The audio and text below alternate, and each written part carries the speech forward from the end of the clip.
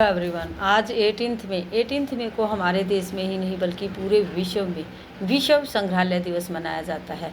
विश्व संग्रहालय का अर्थ एक ऐसा स्थान, एक ऐसी संस्था है जहां पुरानी चीज़ें, ऐतिहासिक चीज़ों को, कलात्मक चीज़ों को और जो वैज्ञानिक की चीज़ें हैं उन चीज़ों को संभाल कर रखा जाता है।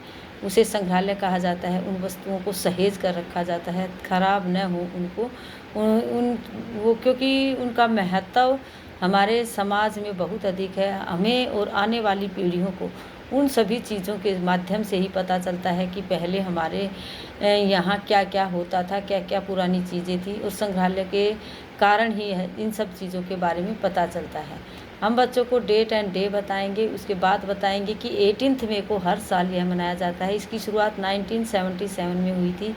तब से लेकर हर साल यह दिवस मनाया जाता है, विश्व संग्रहालय दिवस, म्यूजियम डे। बच्चे म्यूजियम डे से म्यूजियम को जानते हैं। सांस्कृतिक आदान प्रदान होता है। संग्रहालय संस्कृति को संरक्षित करने के बीच आपसी समझ, सहयोग और शांति को बढ़ावा देने के लिए बेहतरीन होता है।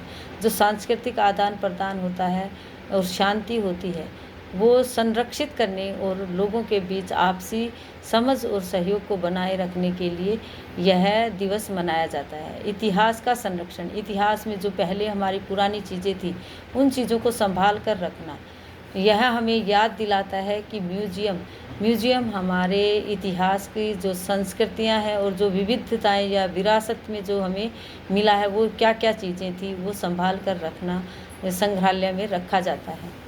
शिक्षा और जागरूकता, शिक्षा मिलती है इससे। लोगों को, बच्चों को आज के दिन बहुत सारे कार्यक्रम किए जाते हैं, प्रदर्शनियाँ की जाती हैं, और जो म्यूजियम है उनमें पढ़ने वाले बच्चों के लिए, जो कॉलेज वाले बच्चे हैं उनके लिए टिकट नहीं लगती है। आज के दिन उन्हें फ्री में म्यूजियम दिखाया जाता है, पुरानी चीज़ें दिखाई जाती हैं, क्या क्या चीज़ें होती हैं इसके बारे में बच्चों को बताया जाता है और दिखाया जाता है।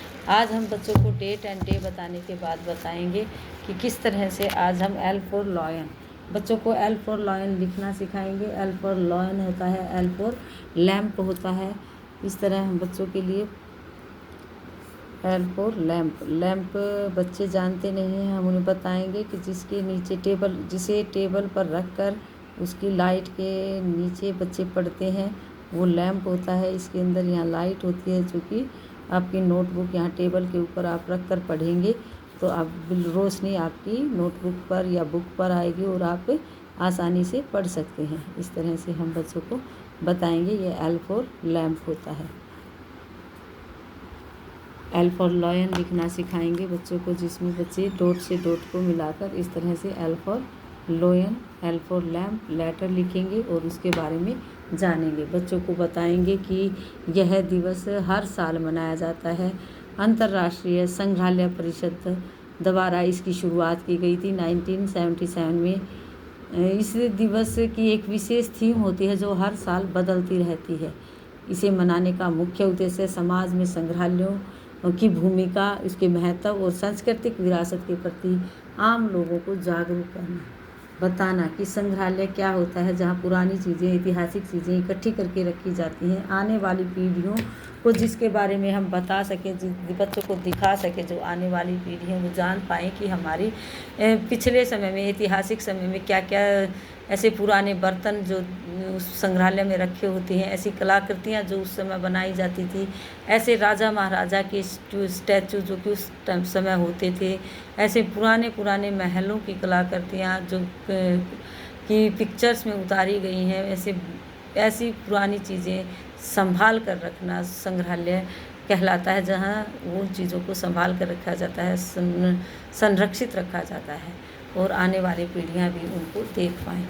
आज हम बच्चों को L for lion, L for lamp के बारे में बताएंगे और वो लेटर की पहचान करवाएंगे। उसके लिए हम बच्चों को इस तरह से एल फॉर लॉयन, किसी भी चीज़ों को जोड़कर एल फॉर लॉयन बनाना सिखाएंगे, जिसमें बच्चे इस तरह चीज़ों को जल्दी याद रखते हैं और उनको हमेशा याद रहती है इस तरह से बनाई गई चीज़ें। जैसे एल फॉर लॉयन, तो ऐसे जोड़कर ऐसे बनाएंगे तो बच्चे इसको हमेशा याद रखेंगे कि इस तरह से एल फॉर लॉयन होता है, एल फॉर लैम्प होता है।